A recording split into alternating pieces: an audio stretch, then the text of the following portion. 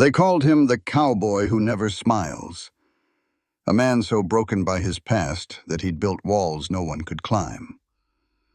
Until the night he found her, spinning in the middle of a violent storm, laughing at the thunder like it was a gift from heaven. She saw something in him that everyone else had missed. But her powerful uncle? He swore to destroy Ethan Cole if he ever came near his niece again. Once violent, always violent, her uncle warned. He'll hurt you. But Leia knew the truth. The man who nearly killed someone to save a helpless horse was the same man who trembled when he held her hand. What happens when a woman who dances in chaos falls for a man terrified of feeling anything at all? When the only thing standing between them is a past too dark to speak of, and a family too powerful to fight? Stay until the very end, because the moment this broken cowboy finally smiles, you'll understand why some love stories are worth every tear. The lesson. Sometimes the people who seem hardest to love are the ones who need it most, and loving them can heal you both. If this story touched your heart, drop a comment and tell me. Have you ever met someone who changed everything you believed about yourself? Hit like, share with a friend who needs hope today, and subscribe so you never miss another story that reminds you. It's never too late to find joy after the storm. The sky had turned a nasty shade of bruised purple, swollen and angry. Ethan had seen his share of storms in 32 hard years, but this one felt different. The air was heavy, making his horse skittish. Ethan, however, had stopped caring about shelter a long time ago. His horse, Ash, navigated the muddy trail, while the first drops of rain hit like thrown rocks. Then the heavens opened up. He pulled his hat low and rode on. He was coming from Bellwater, with the coin from 3 horses he had sold weighing down his saddlebag. It was the only reason he ever went near town. He hated the noise, the prying eyes, and the way people looked at him like a wolf that had wandered too close to the flock. Now the rain fell in solid sheets, cutting his vision down to just 10 feet. That is when he heard it. Pure, ringing laughter, cutting right through the storm's fury. Ethan pulled Ash to a halt, listening hard. There it was again, coming from a clearing just up the trail. His first thought was to turn back. Someone else's trouble was not his own, a lesson he had learned the hard way. But a dangerous curiosity he thought he had long buried made him push forward. Through the curtain of rain he saw a peculiar sight. A wagon was wrecked on the side of the trail, one wheel shattered like a bone. A lone horse stood miserably in its harness, and beside it a woman stood with her arms wide open, her face turned up to the sky. She was young, maybe in her mid-20s, and her dress was soaked through. Her hair was a wet mess down her back, and she was spinning in a slow circle, laughing as if the storm was a private celebration. Ethan just sat on his horse, frozen. He had seen lonely men go mad and tough women break, but he had never seen anyone welcome chaos with such pure joy. The woman stopped spinning and finally saw him. Even through the downpour, her smile was a beacon. "Isn't it magnificent?" she called out, her voice clear over the thunder. Ethan stared. This woman thought this violent storm was magnificent. "Your wheel's busted," he said, because it was the only thing his mind could come up with.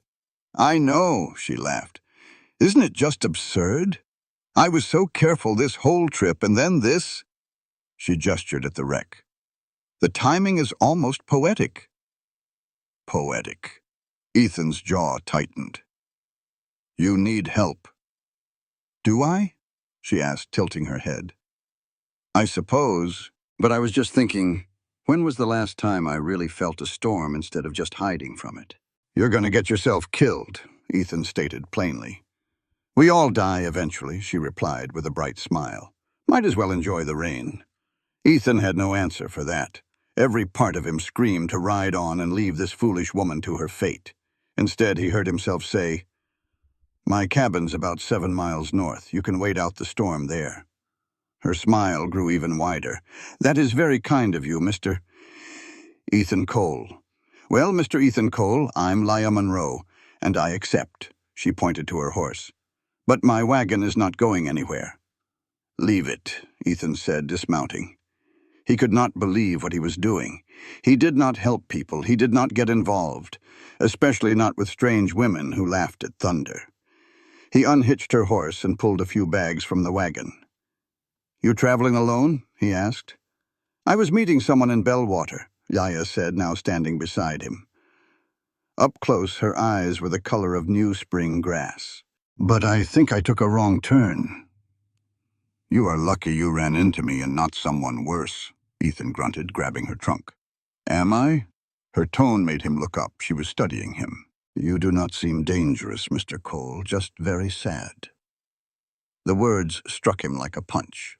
He turned away quickly. "I am not anything," he said, his voice rough. "Now get on your horse before we lose what is left of the day." Laya moved to her chestnut mare.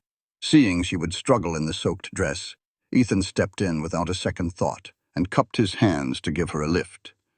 She placed her boot in his hands, and he boosted her into the saddle. For a moment, her hand rested on his shoulder, and he felt its warmth through his wet coat. Then he stepped back. "This way," he said gruffly, swinging onto Ash. "And stay close." They rode into the growing darkness, Ethan leading the way. And with every single hoofbeat, he wondered what in the hell he had just done. He was bringing a storm-dancing stranger into the one quiet, empty place he had left in the world.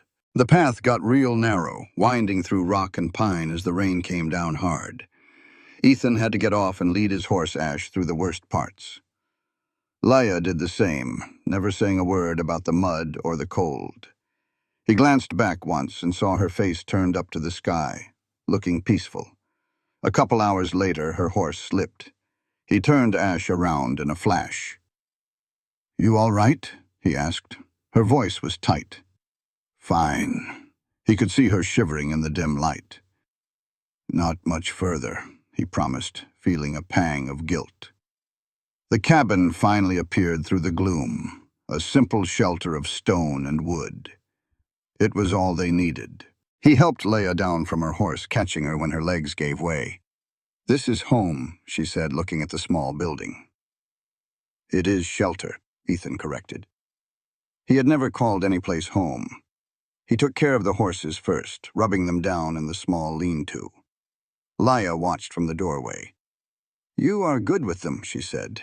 "Horses make more sense than people. They do not lie." Ethan grunted and grabbed her bags. "Come on, let us get inside before you freeze solid." The cabin was cold and dark.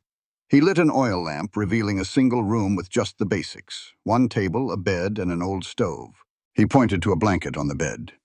"You should change. I will step outside." "Just turn around," she said. "I will be quick." He faced the wall, listening to the rain and the fire he had started. "All right," she finally said. She was wrapped in his blanket, her wet dress hanging near the stove. "Your turn," she told him. "You are dripping all over your own floor." He was surprised that anyone cared if he caught a chill. He changed quickly. Laya was looking at the few books on his shelf. "You read," she stated simply. "Sometimes." "What about?" "Why does it matter?" "It says something about who a person is," she smiled. "The books are about horses," he finally admitted. "I told you they make more sense." Laya watched him for a quiet moment. "I love storms," she said, changing the subject. "My mother used to hate them. She would hide in the center of the room, just trembling." Her voice went soft and sad. "When I was a little girl, seeing her so scared was the most terrifying thing in the world." Ethan turned from the stove to look at her. "My mother died when I was 12, Laya continued. "Right after a huge storm came through. I sat there just like she used to, waiting to feel that fear." She looked up at him, her eyes bright. "But I was not afraid. I was just angry." The storm didn't really hurt her. The real trouble, the thing that took her, was already inside, so I went out and yelled at the sky. Then I had to laugh because that storm didn't care one bit. It was just being a storm. Ethan spoke softly. "That is why you dance in the rain." He said, I try to feel what I can while I can. Life is just too short to hide from a little thunder, Mr. Cole." The coffee pot hissed, and he turned, glad for a reason to look away. He poured 2 cups and handed one to her. "Thank you," Leia said, taking a sip. "It is strong, hot, and just what I needed." After a moment, she asked, "Why do they call you the cowboy who never smiles?" Ethan's jaw went tight. "The man at the store in Bellwater told me, said not to expect much conversation. Smart man." Ethan stared into his cup. "I do not see much worth smiling about." "Well, that is the saddest thing I have ever heard. It is just realistic." "No, it is quitting." Leia leaned in. "Mr. Cole, what on earth happened to you?" "Nothing happened to me." "That is a lie." A flash of anger hit Ethan's chest. "You do not know a thing about me. I know you live out here alone with no pictures, no letters, nothing that ties you to another person. I know you helped me when you clearly did not want to. And I know you did not argue when I said you were sad." Ethan shot up from his chair. "You have been here less than 1 hour, and I have seen more than you let most folks see in a year. Then maybe you should learn to mind your own business." He regretted the words right away. But Leia just looked at him with those steady green eyes. "I am sorry. You are right. I pushed too hard." Her apology took all the fight out of him. "You can sleep in the bed," he mumbled. "I will take the floor." "Absolutely not. This is your home." He stopped himself. "I have slept on harder ground. Take the bed." After a short argument, she agreed, but only if he took the extra quilts. "Leaving me out in that storm." Ethan just closed his eyes. "Go to sleep, Miss Monroe." "Leia, please." "Call me Leia." "Go to sleep, Leia." He heard her settle into the bed. For a while, only the fire and the rain made a sound. He thought she was asleep. Then she whispered, so quiet he almost missed it. "Good night, Ethan." Hearing his name from her felt like a crack opening in his chest. He did not answer, not trusting his own voice. He just lay there on the hard floor, in his lonely cabin that suddenly felt a little less empty. The morning was cold and gray. The storm had passed, leaving the world looking brand new. Ethan woke to the smell of coffee. He sat up, his back aching, and saw Leia by the stove, moving like she owned the place. She had her hair braided and her sleeves rolled up, cooking with the few supplies he had. "You are awake," she said with a smile. "I found some eggs and bacon. I figured it was the least I could do." He stood and folded his quilts. "You did not have to do that." "I wanted to," she said, cracking an egg into the pan. "Besides, I enjoy cooking. My aunt always said I made the best eggs in 3 counties. Ethan splashed water on his face at the wash basin. In the little mirror he saw his own tired reflection. And behind him he saw Leia, humming and perfectly at ease in his cabin. It just felt wrong. "How do you like your eggs?" she asked. "I do not care. Everybody cares. They just pretend they do not." She put the eggs on 2 plates. "I made them soft. I will remember for next time if you do not like them. There's not going to be a next time." The words sounded meaner than he wanted. "The storm is over. You can make it to Bellwater now." A shadow of hurt crossed her face, but she covered it with a thin smile. "Of course. I have bothered you long enough." They ate without a word. The eggs were good, but they felt like dust in his mouth. After, Ethan saddled their horses. "Which way to Bellwater?" Leia asked. Ethan pointed south. "Follow that trail for about 8 miles. You cannot miss it." "Thank you," she said, mounting her horse. "And thank you for everything last night." "It is fine," Ethan cut in, unable to stand her kindness. "Just be careful." Leia watched him for a long moment, her green eyes searching for something he knew was not there. Then she gave him a soft, sad smile. "Goodbye, Ethan Cole. I hope one day you find something worth smiling about." She rode off, and he just stood there until she was gone. He stood for a long time after that, as the familiar, heavy silence settled back over his world. The next 3 days were all routine. He told himself he was glad to be alone again, glad for the quiet. He told himself the cabin did not feel colder or emptier than it had before. He was a liar. On the 4th day, he rode to Bellwater for supplies. He told himself he was not looking for her, not searching the streets for a woman with light brown hair and a laugh that could challenge a thunderstorm. But his eyes searched anyway, scanning every face that passed by the general store. "Looking for someone, Cole?" Davies, the store owner, asked with a sly grin. "That pretty girl who came through asking about you made it to the Monroe Ranch just fine." Ethan froze. He knew James Monroe, the girl's uncle. Everyone did. A powerful man you did not want to cross, especially after the trouble between them 3 years back. "Funny thing," Davies went on. "Monroe wasn't too happy she met a cowboy in a storm. He asked where your cabin was." Ethan mounted his horse, his jaw set like stone. Davies added, "I told him. But I also told him to let the past stay buried." Ethan said nothing, riding out of town with a cold dread settling in his gut. He had to wonder how long it would be before Monroe came calling. 2 weeks came and went. Ethan tried to lose himself in his work, breaking horses and trying to forget the woman who laughed in the face of a storm. He had no plan to attend the town's harvest dance, but a trip for supplies put him right in the middle of the celebration. Just as he was about to leave, a wagon pulled up, and there she was, Laya. Her hair was pinned up proper, and she wore a blue dress that made her eyes sparkle.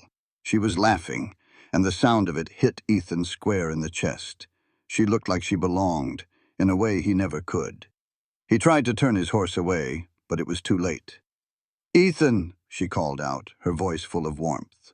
He should have kept riding, but he turned back. Laya hurried over, a bright smile on her face. "I was hoping I'd see you," she said. "I wanted to thank you properly." "You're fine," he grumbled, looking past her. "I'm grateful," she insisted softly. "I've wondered if you were well." Her genuine concern almost broke through his walls. Laya's aunt called for her, and she quickly asked, "Will you come to the dance tonight? Please?" "I don't go to dances," he said flatly. "That's not a reason." "It's the only one you're getting," he replied, turning to leave. She reached out and her fingers brushed his boot, stopping him cold.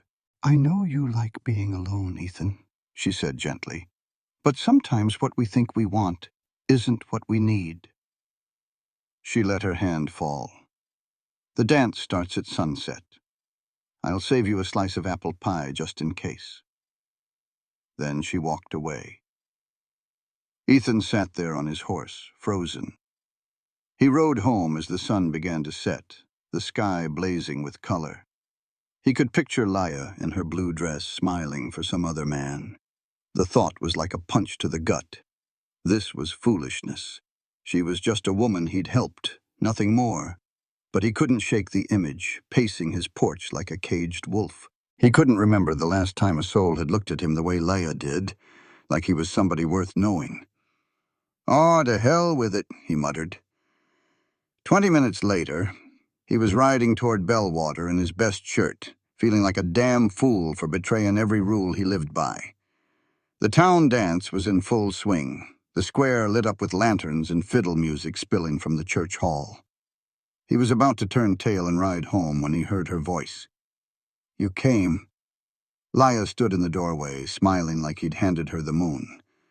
"I saved you a slice of Mrs. Henderson's apple pie." "I don't much care for pie," he lied. "Then you can watch me eat it," she said, linking her arm through his. "Come on, I promise they don't bite. Don't." Ethan let her lead him into the hall, feeling the weight of every stare. Her aunt, a small woman named Clara with kind eyes, greeted them warmly. "Laya told me how you helped her in the storm. We're grateful." Before Ethan could so much as nod, a heavy hand clamped down on his shoulder.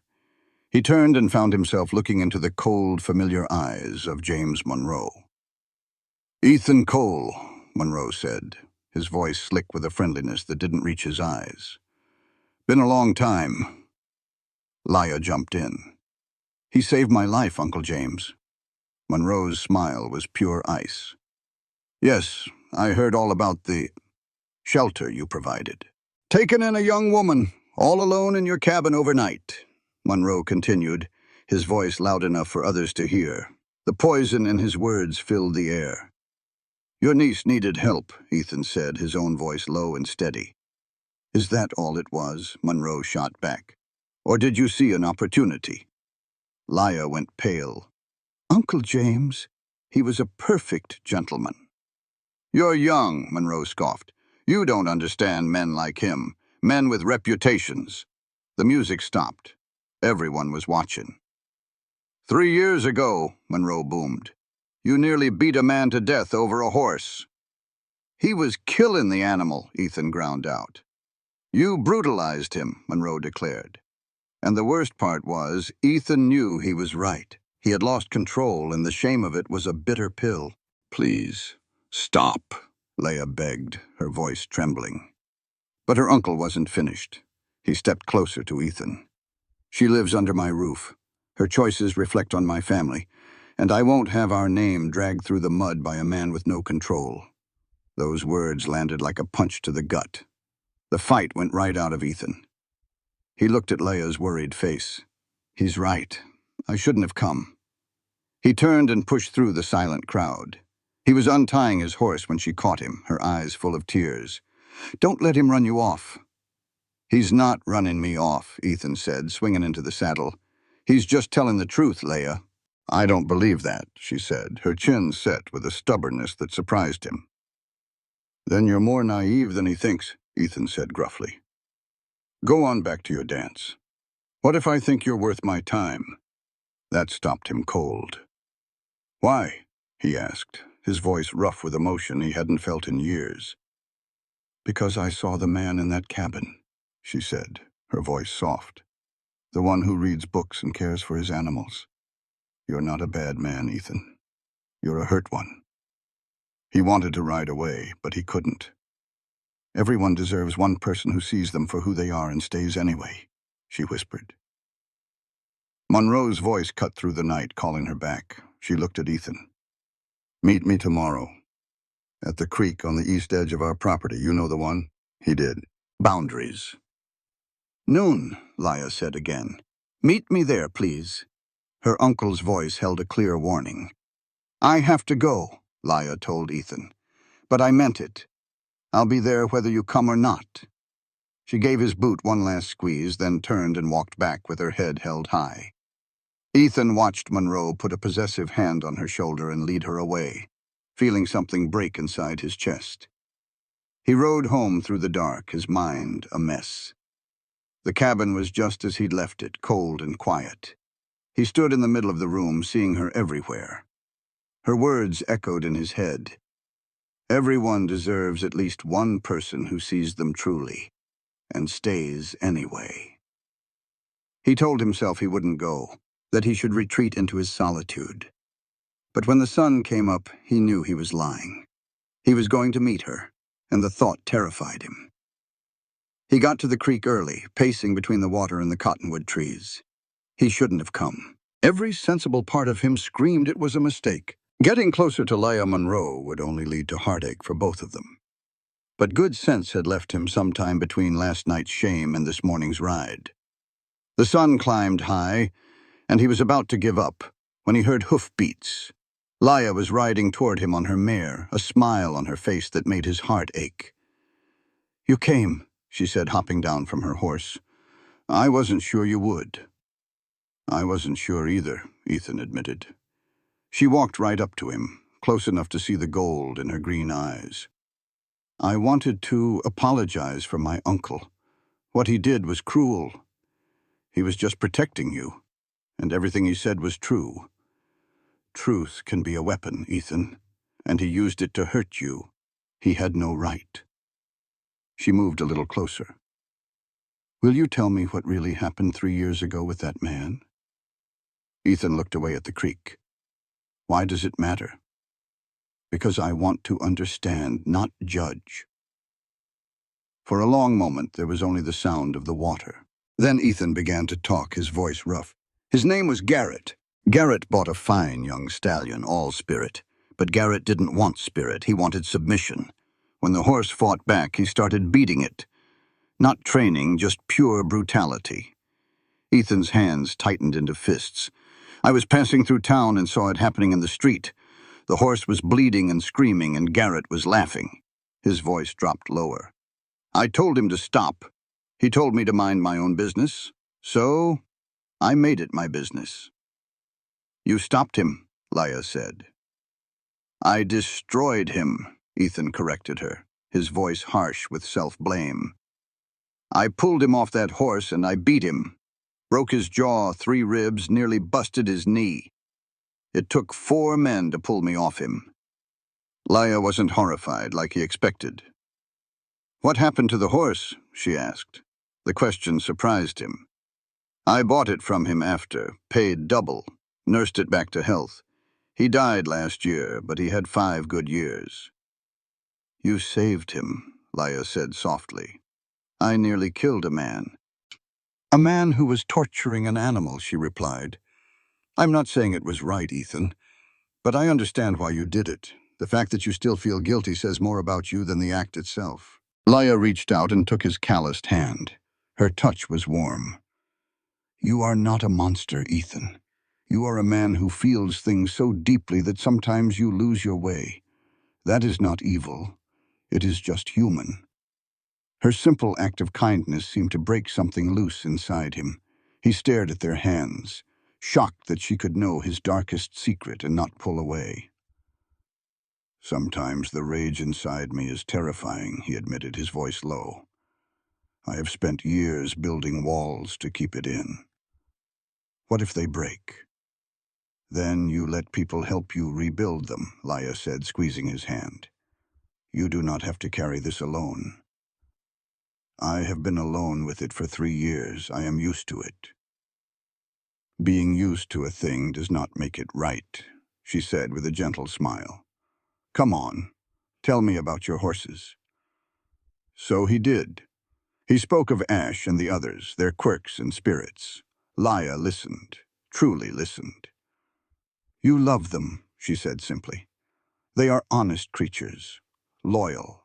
They do not pretend to be something they are not. Unlike most people, Ethan added, glancing at her.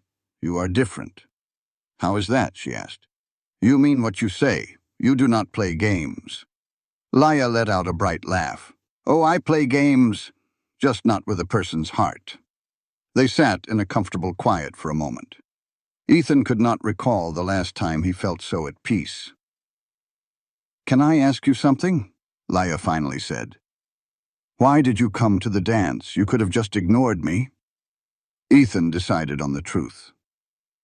Because I could not stop thinking about you. Ever since the storm, you have been on my mind.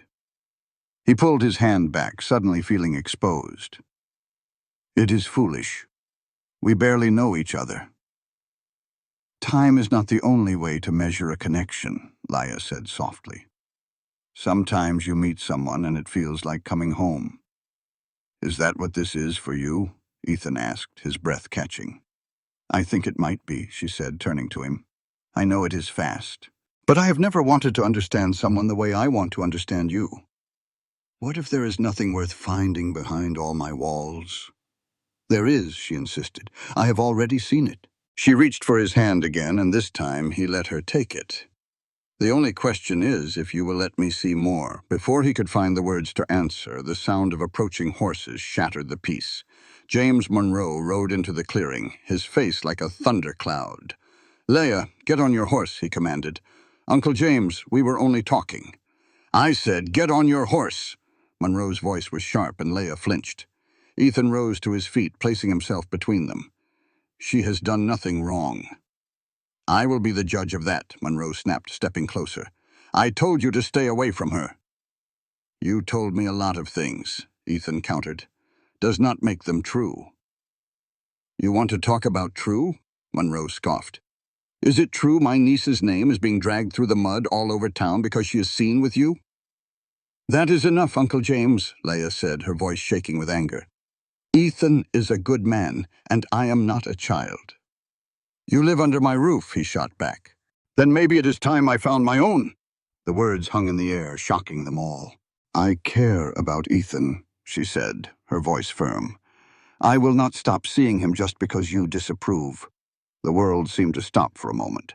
Laya had said it out loud for him, despite the cost. Laya, do not, he said quietly. He is not worth losing your family over. You are worth it, she replied, looking straight at him. You are worth fighting for. Monroe made a sound of pure disgust. This is what happens when a woman makes her own choices. She chooses wrong. He is damaged, Laya. He will hurt you.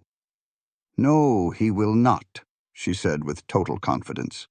How can you be so sure? Because I have seen his kindness, she said, looking at her uncle. You judge him by his worst moment. I choose to see all the good in him, too. Monroe's eyes narrowed and he dismissed his ranch hands.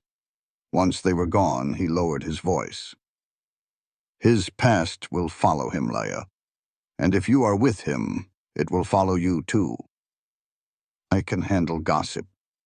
Can you handle violence? Monroe pressed. Because that is what he is. Stop talking like I'm not here, Ethan finally said, his own anger rising. You call me violent? I have spent 3 years learning to control the rage inside me. I am not the man who hurt Garrett. Once violent, always violent, Monroe sneered. Then what does that make you? Ethan challenged, stepping forward. You stand here threatening me and bullying your own niece. The only difference between us is you use money and words instead of your fists. For a long moment, they stared each other down. Monroe finally turned to Laya, his tone softening. Your mother was my baby sister. I promised her I would keep you safe. This man is not safe. Love is never completely safe, Laya said gently. But a life lived in fear is not a life at all. Love? Monroe's voice went flat. You think you love him after a few meetings? I think I could, Laya said, taking Ethan's hand again. And I want the chance to find out. Monroe looked from one to the other, his face a mess of anger and worry. He finally locked his gaze on Ethan. If you hurt her in any way, for any reason, I will make sure you regret it for the rest of your days. I will destroy you, Monroe had told him earlier. I have the money and the influence to ruin your life. Ethan's voice had been quiet, but steady. I have no intention of hurting her. If I ever did, you wouldn't need to destroy me. I'd do it myself. Monroe had looked at him with something like surprise, or maybe respect. Prove me wrong, he'd said before leaving.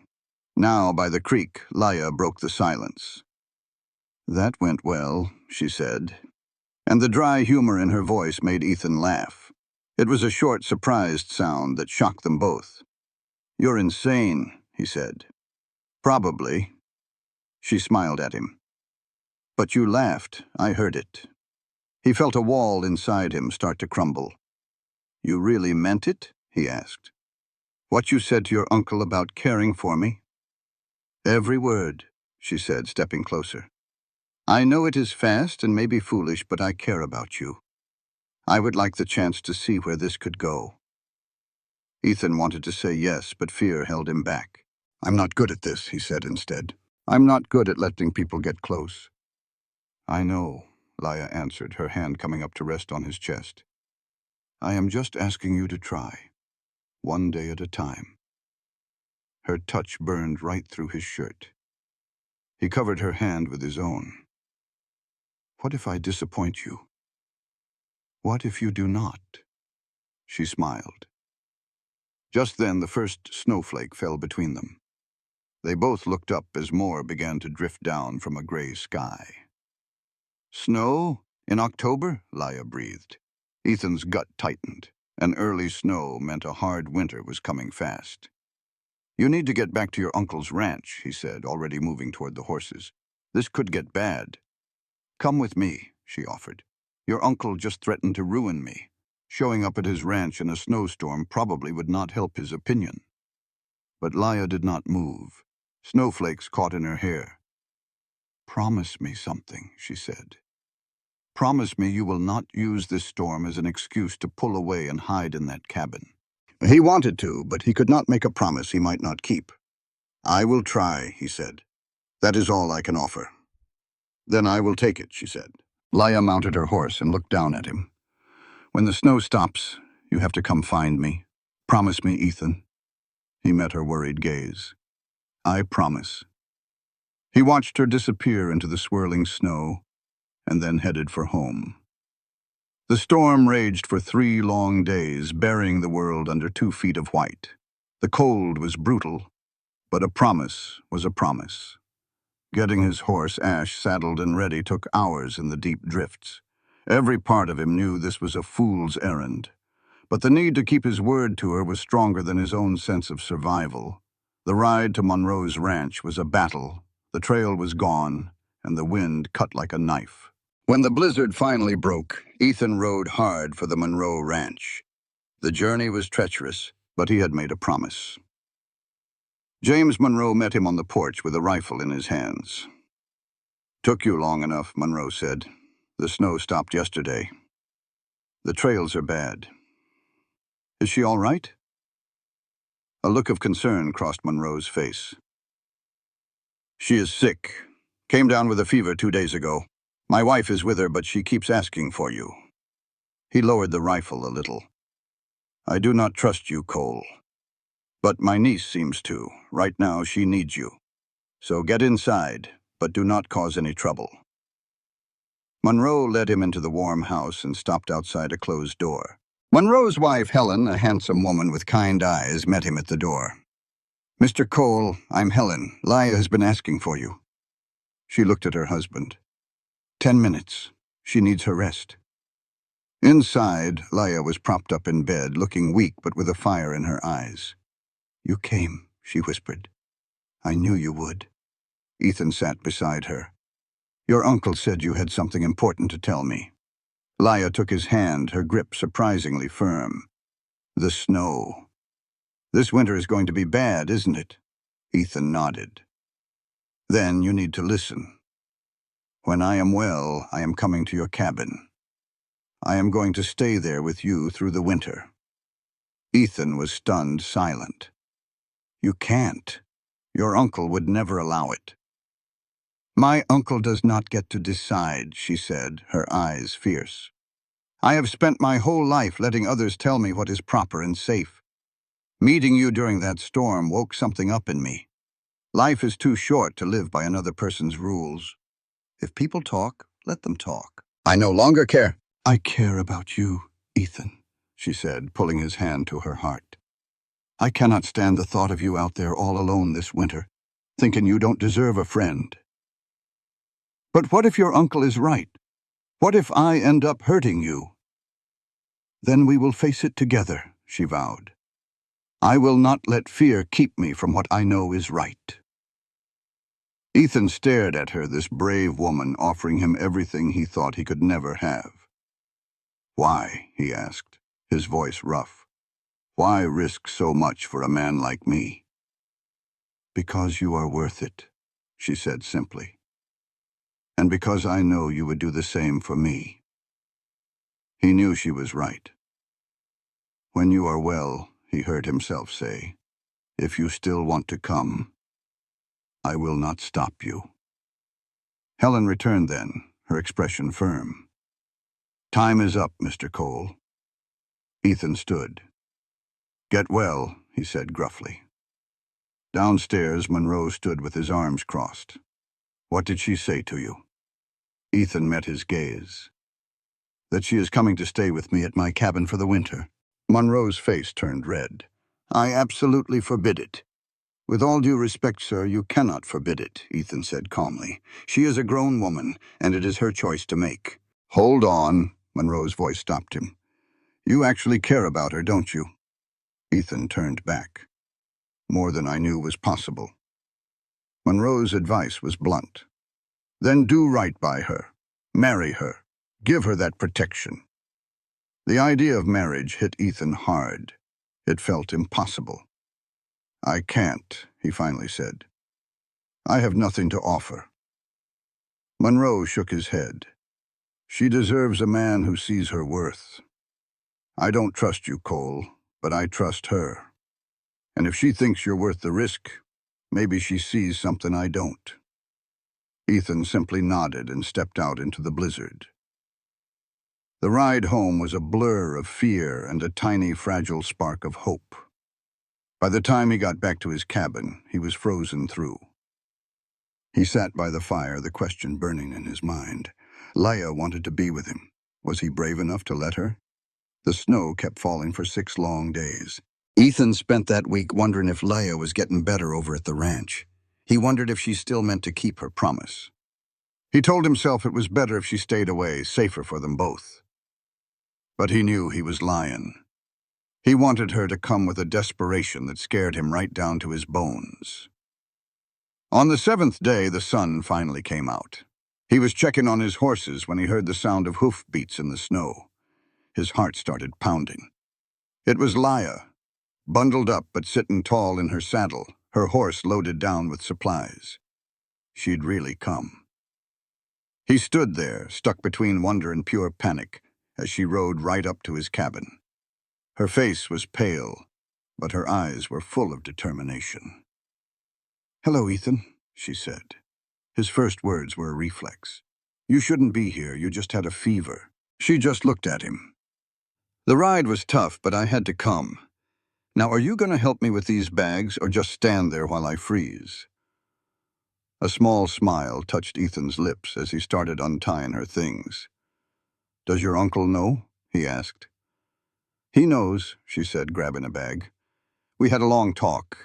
He doesn't like it, but he accepts it's my choice. He also made me take enough supplies to feed us both all winter." Ethan saw then just how much she'd brought: flour, sugar, dried meat, coffee. "I might be impulsive," she said, heading for the cabin, "but I'm not impractical." Inside, Leia went straight to the cold stove and started building up the fire like she'd done it 1,000 times. "I'm not here for you to take care of," she told him. "I'm here to be a partner." Ethan felt a flush of heat on his face. "Leia, we ought to talk about practical things. The sleep-in arrangements." She cut him off. "It'll be just like before. I get the bed, you get the floor, at least until we both decide on something different. I'm not here to cause trouble, Ethan. I'm just here to see if what I feel can grow into something real." She stepped closer, her eyes searching his. "And I think it will. I think we could be real good together, if you'd just let us." He felt that old, familiar doubt creeping in.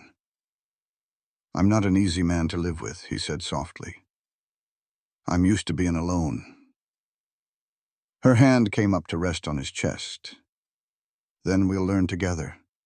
I'm not asking you to be perfect, just be honest. We can figure this out. We can—" He finally agreed. "I'll help you unpack." As they put her things away, he saw she'd thought of everything, even a few books he hadn't read. "I've been planning this for days," she admitted. This wasn't a snap decision. He thought of her uncle. He must have been furious. "At first," she said. "Then he realized I was serious. I told him you wouldn't hurt me. I told him I trusted you." The weight of her trust felt heavy. "What if he's right about me? What if I—" She stopped him right there, stepping close. "Stop it. Stop thinking of all the ways this could go wrong before we even start. Can you just give us a chance? A real one?" He looked down at her, at the strength in her gaze, and realized she was right. He'd been so busy protecting himself he hadn't seen the gift she was offering. "I can try," he said, the words feeling new. "Good," she smiled, and it was like the sun breaking through the clouds. "That's all I ask." "I don't want to mess up your routines," Leia said a few weeks later, as she settled into his cabin. The question surprised him. "I don't rightly have routines," he admitted. "I just live. Then we will make new ones. Together." And they did. They fell into an easy rhythm of morning coffee and daily chores. She insisted on cooking, and Ethan found he had missed good meals. In return, he taught her about the horses. He showed her how to read their moods and handle them gently. "This one likes you," Ethan noted one afternoon as Leia brushed a horse named Ash. "How can you tell?" "His ears," Ethan explained. "See how they are relaxed, pointed toward you? That means he trusts you." Leia smiled, running a hand down the horse's neck. "He is a beautiful animal." "He saved my life once," Ethan said, checking another horse's hooves. "Horses are like that. You take care of them, they take care of you." "Is that your way of thinking about people too?" Leia asked softly. "I wouldn't know. Haven't had many people to think about." "Tell me about your family," she said. "You have never mentioned them." Ethan paused his work. "Not much to tell," he said quietly. "My father died when I was young, an accident involving drink. My mother did her best, but she got sick when I was 17. Gone in 3 days. I'm so sorry, Ethan. It was a long time ago. Time does not make the hurt go away. It just changes it," Leia said, moving closer. "What happened after she died?" "I worked on ranches, learned about horses, learned to keep to myself. I learned that people always leave, so it is best not to get attached. That is a lonely way to live. It is a safe way to live. Safety and happiness are not the same thing, Ethan." He finally looked up, meeting her gaze. Leia reached out and gently touched his face. "Thank you," she whispered. "For what?" "For letting me in. I know it is not easy for you." Just then, a gust of wind rattled the barn. Snow began to fall in big, heavy flakes, promising another storm. "We should get inside," Ethan said. "This one looks to be bad." They spent the next 2 days warm in the cabin while the storm raged outside. Leia read from one of her books, her voice filling the quiet space in a way that felt like home. She had changed his whole world without moving a single thing. The old cabin felt the same, but it was breathing again. After years of silence, it was finally full of life. Leia looked up from her book. "What are you thinking?" she asked. "That it's different now," Ethan said, "with you here." Before she could ask if that was good or bad, the snowstorm hit. For 3 whole days, the world outside was just a wall of white. The drifts piled up higher than the windows. "Well," Ethan said, staring at the blocked entrance, "looks like we have some digging to do." "Then we'd better get to it," Leia answered, already pulling on her coat. They worked for hours, side by side, their shovels moving in a steady rhythm. The cold bit at their faces, but clearing the path felt good, like they were fighting back together. He watched her work, strong and sure. "You've done this before," he said. "I grew up in Montana," she smiled, her cheeks red from the effort. "But this much snow this early? It's going to be a hard winter." Ethan looked at her and felt a quiet warmth spread through his chest. "Then it's a good thing we're in it together." That night, watching Leia read by the fire, Ethan realized the cabin finally felt like a home. Her presence filled the quiet spaces in a way that should have scared him. Instead, it felt like a warm blanket on a cold night.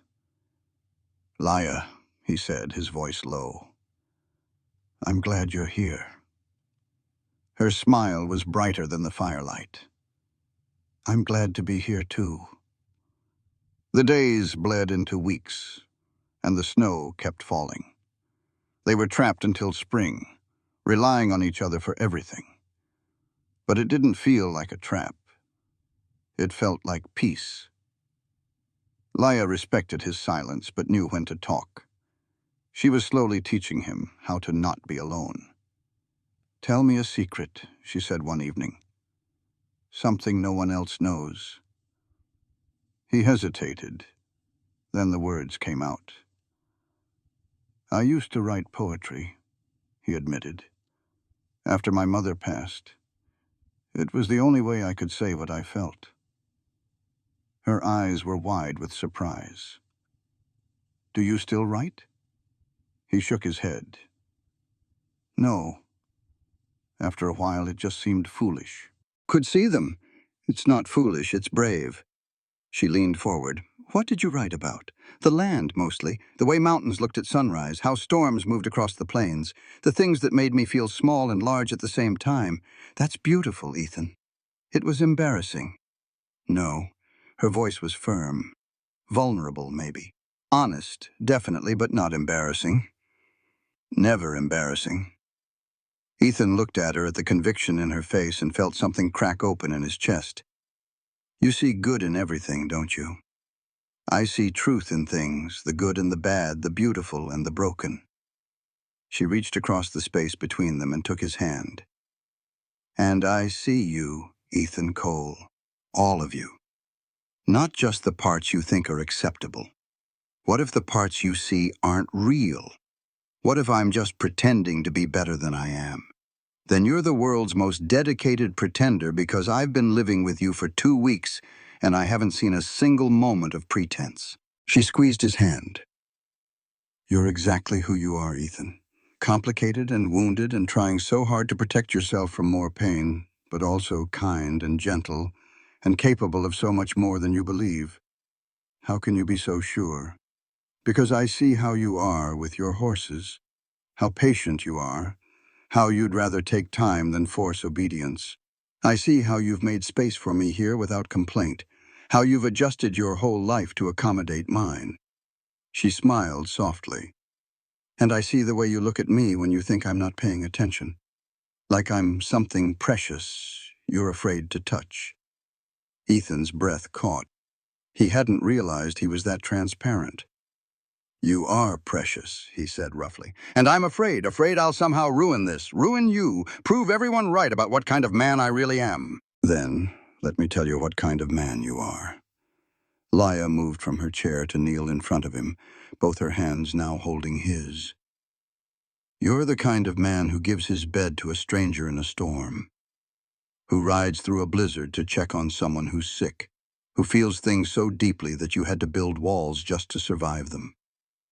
You're not the monster you think you are, Ethan.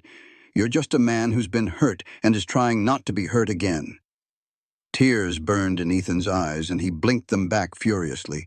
I don't know how to be what you need. You already are. Just by being honest with me, by trying, by letting me be here, that's everything I need.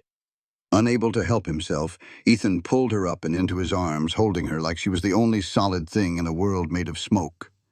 She came willingly, settling into his embrace like she'd been made to fit there, her head tucked under his chin and her arms wrapped around his waist. They stayed like that for a long time, just holding each other while the fire crackled and the wind howled outside and the world beyond the cabin ceased to exist.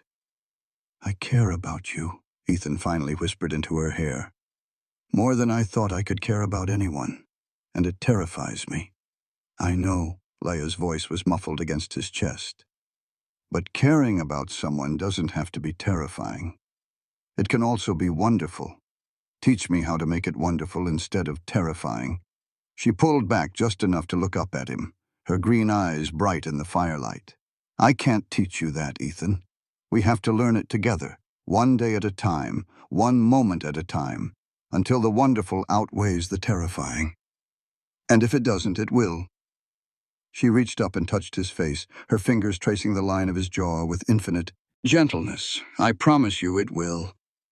Then she kissed him soft and sweet and full of all the hope he'd tried so hard not to feel. And in that moment, with Laya in his arms and the winter raging outside, and his whole carefully constructed isolation crumbling around him, Ethan finally let himself believe that maybe, just maybe, he deserved this. Deserved her. Deserved the chance to be more than the broken, angry man he'd convinced himself he was. When they finally broke apart, both slightly breathless, Leia smiled up at him with so much warmth that it made his chest ache. See, she said softly. Wonderful. And for the first time in longer than he could remember, Ethan smiled back. not a small twitch of his lips, not a half-hearted attempt, but a real, genuine smile that felt like it came from somewhere deep inside him, somewhere he thought was dead, but was apparently just sleeping. "Yeah," he said, his voice rough with emotion. "Wonderful." Outside, the wind continued to howl and the snow continued to fall. But inside the cabin, something warm and fragile and infinitely precious was beginning to bloom. Something that looked a lot like love, felt a lot like hope, and promised that even the longest, darkest winter eventually gave way to spring. The kiss changed everything and nothing all at once. They still slept separately that night, Leia in the bed, Ethan on his pallet by the stove. But there was a new awareness between them, a tender understanding that what they were building was real and worth protecting. Morning came with brilliant sunshine reflecting off the snow, turning the world into blinding crystal. Ethan woke to find Leia already up, standing at the window with a cup of coffee in her hands, backlit by that impossible light. "It's beautiful," she said without turning around. "I've never seen anything like it." Ethan stood and moved to join her, accepting the second cup of coffee she'd poured for him. Outside, the snow sparkled like a field of diamonds, unmarred and perfect. "It won't last. First good thaw and it'll turn to mud and slush. But right now, in this moment, it's perfect." She glanced at him with a small smile. "That's enough, isn't it? To appreciate something beautiful while it lasts." He understood she wasn't just talking about the snow. "Yeah, I'm starting to think it is." They stood together in comfortable silence, drinking their coffee and watching the light change across the white landscape. It was a small moment, ordinary in its way, but it settled into Ethan's memory as something precious, a glimpse of what life could be when you let someone in.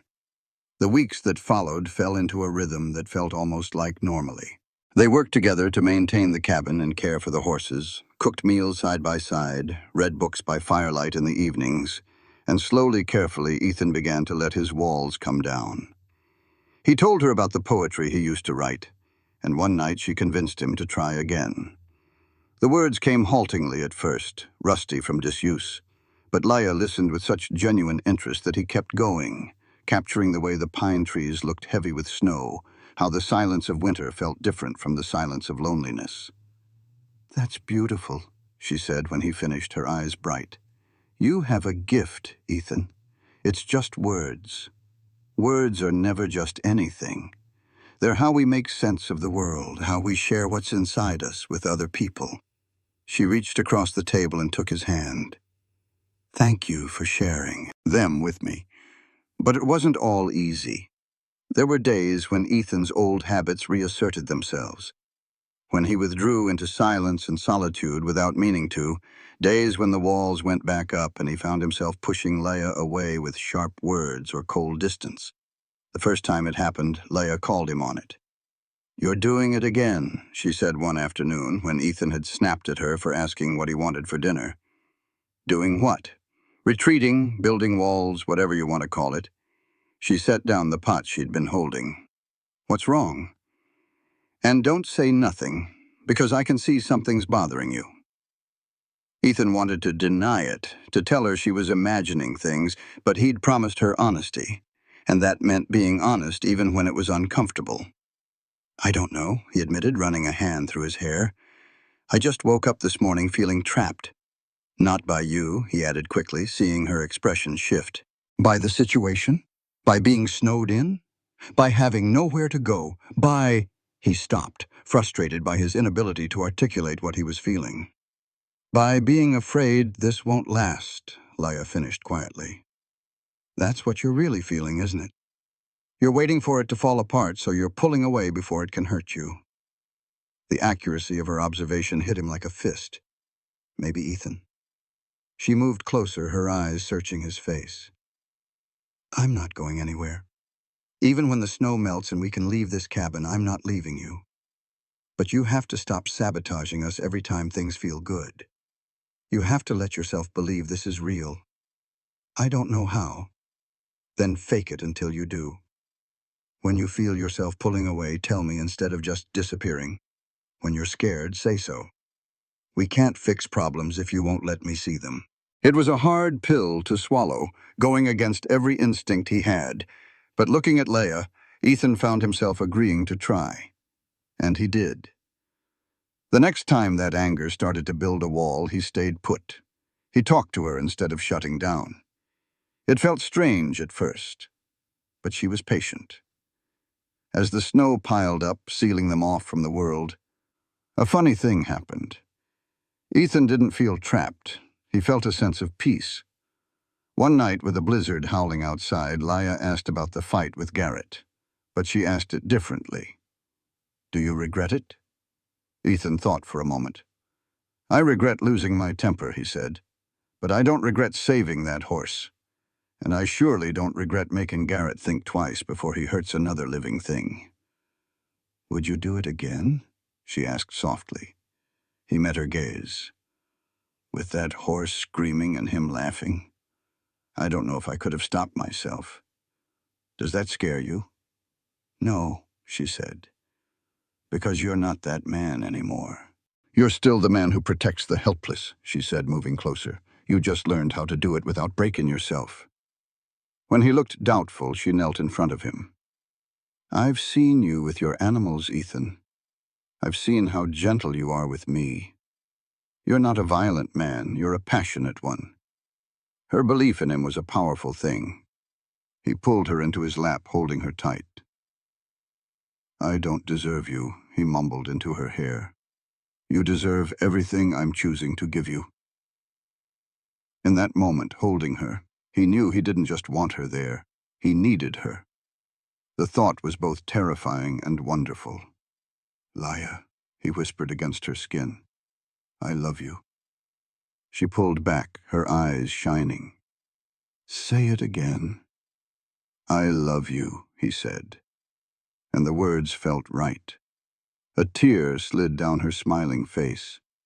I love you too. So much it's scary. Good, he said. Then we're scared together. The kiss that followed was a promise.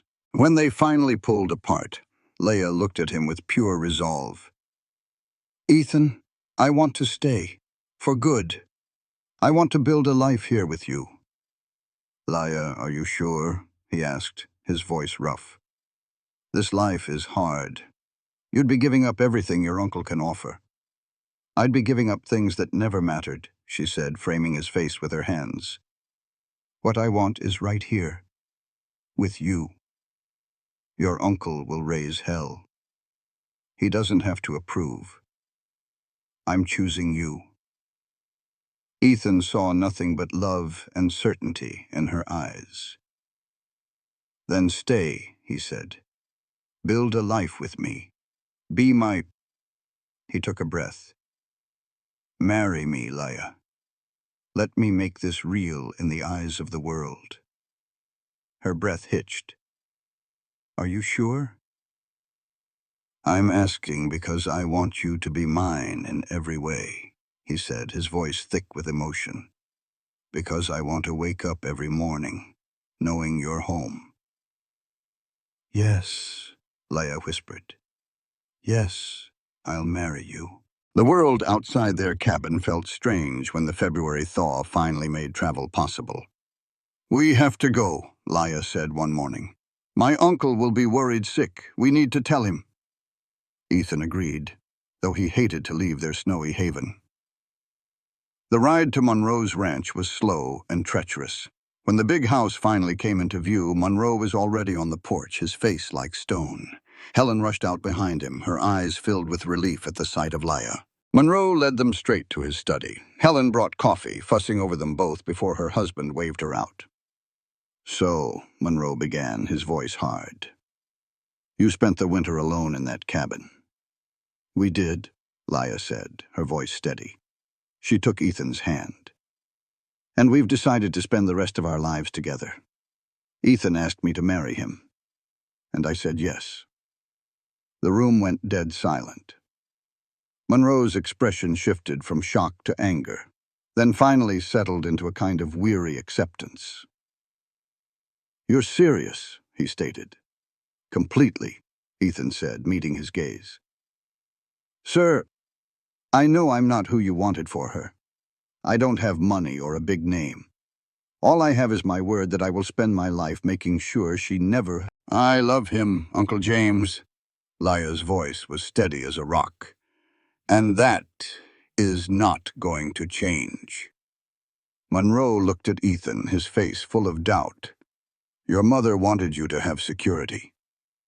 "My mother wanted me to be happy," Laya said gently. "And with Ethan, I am." Monroe's gaze was hard. "If you hurt her." "I won't." Ethan met his eyes. "I will spend my life making sure of it." From the doorway, Monroe's wife spoke up. "James, that is all any man can promise. Can you not see how happy she is?" Helen came and put a hand on her husband's shoulder. "Let them have their life, James."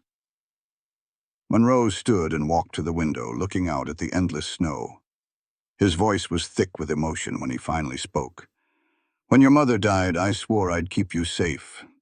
Maybe I focused so much on keeping you safe, I forgot you needed to live." He turned back, his eyes softer now. "I reckon a man can change. And it looks like you two have changed each other for the better. I still think you have some rough edges, son, and I still think my niece deserves the world." Monroe's voice was gravelly, the words hard to get out. "But I see how she looks at you. That girl lights up like a prairie sunrise when you are near. It reminds me of how I felt about Helen all those years ago." He looked at his wife, who gave him a warm smile. "So if Leia wants this, if you make her happy, then I will accept it. I may not like it, but I will." In a flash, Leia was across the room, hugging her uncle tightly. "Thank you," she whispered. "That means everything." Monroe gave a stiff pat on her back. "All right now. If y'all are doing this, you're going to do it right. A proper wedding." "No, actually," Ethan said, standing up. "We were thinking something real small. Just us." Helen stepped in, her tone leaving no room for argument. "Absolutely not. Joining this family is cause for a celebration." "Nothing fancy," she said, softening at Leia's worried face. "Just a gathering here at the ranch." "You deserve that much." Leia looked at Ethan. "Whatever you want," he said softly. "As long as I get to call you my wife, nothing else matters." That simple truth brought tears to her eyes. "A gathering here sounds perfect," she said, taking his hand. Just as they were about to leave, Monroe laid out an offer. "My foreman is leaving this spring.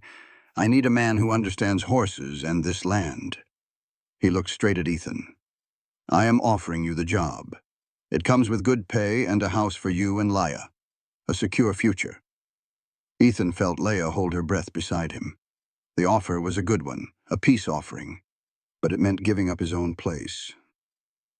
"I appreciate that," Ethan said slowly. "But my cabin, that piece of land, is the first thing I have ever truly owned. I am not ready to give it up." Monroe nodded, a hint of a smile on his face. "A man needs his own ground. I respect that. But the offer stands. In the meantime, I could use your help with my problem horses. Part-time. On your terms." "I can do that," Ethan agreed. Monroe held out his hand. "I am not looking for an employee, Cole. I am looking for a partner, someone I can trust." The word trust settled between them, a bridge over troubled water. "Then we have a deal," Ethan said, shaking his hand. "Welcome to the family," Monroe grunted. That night, sitting at the dinner table, Ethan felt like he finally belonged. Helen smiled knowingly as Leia blushed while talking about needing more room in the cabin. "Well, we will just have to help them build an addition, James." Monroe grunted in agreement. "Already on it. Can't have my niece living in a shoebox." "It is not a shoebox," Ethan said with a small laugh. Leia squeezed his hand. "I do not need better. I just need you and a roof over our heads." But Ethan saw it then. Accepting help was not losing his freedom. It was building a family. "We would appreciate the help," he said. "Come spring." 3 weeks later, on the first warm day of late February, they were married. The world outside was melting into mud, but inside the ranch house, decorated with spring flowers, it was perfect.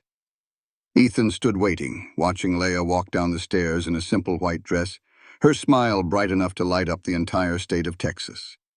A traveling minister performed the short ceremony. Ethan's hands trembled as he slid a simple gold band on her finger. His voice was thick with emotion as he made his promise. "I will love you in sunshine and in storm. I will choose you every single day for the rest of my life." By the end, there was not a dry eye in the room, not even Monroe's, though he would never admit it. The celebration was full of warmth and good food. For the first time, Ethan felt true respect from the ranch hands. As the sun began to set, Monroe pulled Ethan aside for one last talk. "I was wrong about you," he said quietly. "I judged a man by his past instead of his character. I apologize. Just take care of her, Cole." "Every single day," Ethan promised, shaking his hand. The ride back to their cabin was peaceful, the start of their new life together. When they arrived, Ethan helped Leia from her horse. But instead of going inside, he just stood there looking at their little home with new eyes. "What are you thinking?" Leia asked him. "That this is going to be a good life," Ethan said. "It will be hard sometimes, but it will be good, and it will be ours." "Yes," she whispered, taking his hand. "Ours." He felt a deep sense of peace settle over him. He was exactly where he was meant to be. Spring finally arrived, and true to his word, Monroe sent men to help expand the cabin. Ethan worked beside them, finding a surprising comfort in the shared labor. Leia, meanwhile, turned the cabin into a home. She planted a garden and filled the small space with color and warmth. One afternoon, Ethan teased her, saying, "You are making us civilized." Leia smiled back at him. "No, I am making us a home." And she was right. It was no longer just a shelter from the cold. It was their own small world, filled with love. And in that home, Ethan started writing his poems again, inspired by the life they were building together. Ethan found himself writing again. He wrote about the morning light on Leia's face and the impossible miracle of being loved by someone who saw his broken parts and stayed anyway. Then in May, they learned a baby was on the way, due late next winter. The news filled Ethan with a joy so big it was terrifying. "I don't know how to be a father," he told her that night, his hand on her belly. "We'll learn," she whispered back, "just like we have learned everything else." When they told Monroe, a real, unguarded smile broke across his face. He insisted on helping them build a new room onto the cabin for the baby. That summer, Ethan discovered he had a gift with troubled horses. His quiet patience seemed to soothe them. Soon, other ranchers were paying for his help. He was building a new reputation, a good one this time. "It is because I have something worth building for," he told Leia, pulling her close. "You taught me that life is more than just surviving." September brought a chill to the air and a visitor Ethan never expected. Davies from the general store rode out, his face serious. "Garrett's back in town," he said, right to the point. Ethan's blood ran cold. Garrett was the man he had fought 3 years ago, the reason for his bad name. "What does he want?" "He says he wants to make peace," Davies said, looking doubtful. "But I figured you ought to know." Leia came to the doorway, her hand resting on her round belly. A flicker of fear crossed her face, but her voice was firm.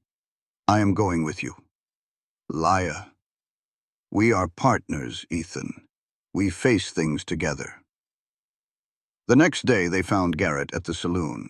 He looked older and he walked with a slight limp. He gestured to a quiet table. For a long moment, nobody spoke. Then Garrett looked straight at Ethan. "I came to apologize," he said, his voice clear, "for what I did to that horse, for putting you in the position you were in. I was wrong." Hearing those words, Ethan felt 3 years of bitterness and shame finally fall away. I was drunk and angry, taking it out on that poor horse. You stopped me, and while you nearly put me in the ground, you saved that animal. You taught me a brutal lesson I needed to learn." Garrett's confession hung in the air. Ethan spoke quietly. "What I did to you was wrong."